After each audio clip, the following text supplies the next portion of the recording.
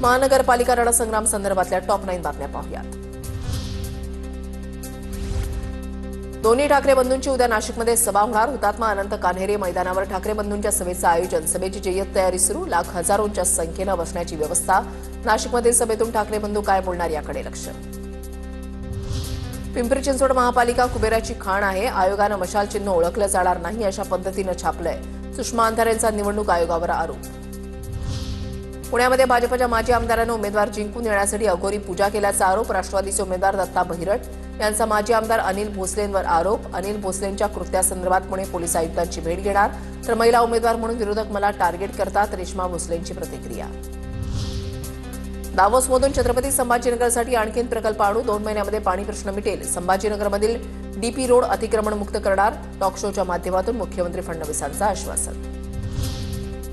जिल्हा परिषद निवडणुकीनंतर दोन्ही राष्ट्रवादी एकत्र येण्याबाबत चर्चा, टीव्ही 9 मराठीच्या मुलाखतीमध्ये अजित पवारांचं भाकीत।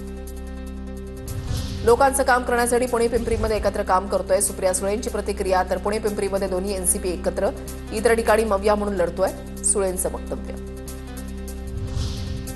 सचिन खरात यांची निवडणुकीमधून माघार, कोणत्याही उमेदवाराला पाठिंबा नसल्याचं केलं जाहीर। अजित पवारांनी सन्मानजनक जागा न दिल्यानं निर्णय घेतल्याची माहिती।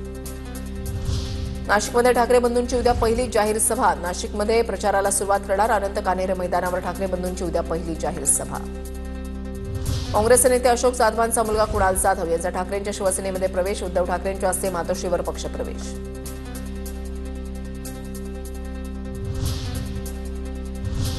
आरोप प्रत्यारोप सुरू आहेत, पाहूयात त्या संदर्भातल्या टॉप 9 बातम्या।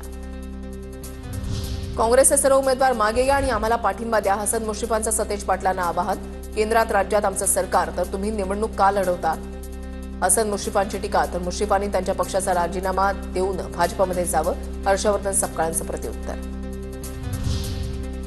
अहिल्यानगर जिल्ह्यामध्ये अनेक गुंतवणूकदारांची फसवणूक झाली, सीबीआय मार्फत घोटाळ्याची चौकशी व्हावी। हजारो कोटींच्या सिस्पे घोटाळा प्रकरणावरून विखेंचा निलेश लंकेंवर निशाणा, तर यासाठी आम्ही प्रयत्न करणार, फडणवीसांकडून विखेंना आश्वासन।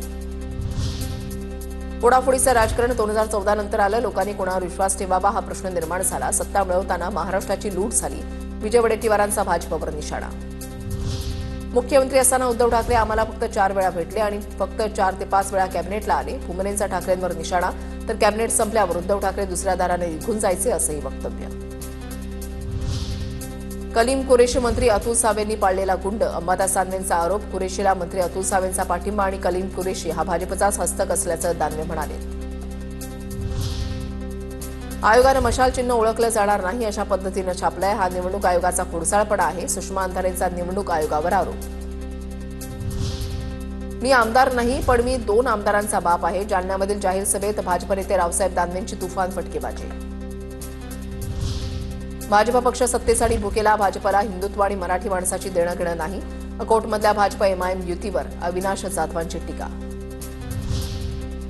सांगलीमध्ये प्रकाश आंबेडकर आणि महादेव जानकरांची भाजपवर जोरदार टीका, वंचित बरोबर कुणाची युती झाली नाही पाहिजे असा दबावतंत्र वापरण्यात आला। प्रकाश आंबेडकरांचा भाजपवर आरोप, तर मस्तवाल नेत्यांची मस्ती उतरवल्याशिवाय राहणार नाही, महादेव जानकरांचा इशारा।